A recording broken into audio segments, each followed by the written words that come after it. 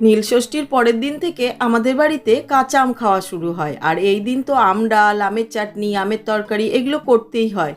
তো আজকে আমি আমাদের বাড়িতে যেভাবে আমের ডাল হয় সেটাই আপনাদের সাথে শেয়ার করছি। প্রথমে আম নিয়ে দুদিকটা কেটে বাদ দিয়ে পুরোটা পিল করে নিয়েছি, নিয়ে দেখুন এরকম পাতলা পাতলা করে কেটে ভেতরের যে আঁটি বা কোল সেটাকে বাদ দিয়ে দিচ্ছি।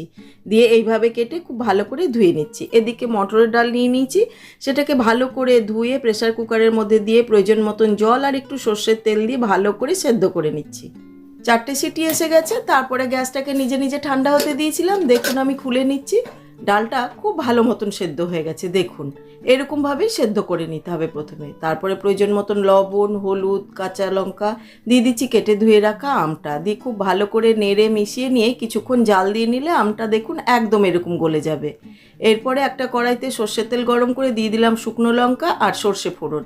ফোড়নটাকে একটু নেড়ে নিয়ে দিয়ে দিচ্ছি ডালটা দিয়ে খানিকক্ষণ ফোটাবো। এর মধ্যে অবশ্যই করে অল্প একটু চিনি অ্যাড করতে হবে, যাতে করে টেস্টটা ব্যালেন্স হয়ে যায়।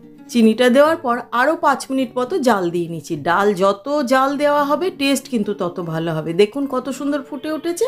এবার একটি বাটিতে ঢেলে নিচ্ছি। ব্যাস রেডি আজকের আমাদের রেসিপি আম ডাল।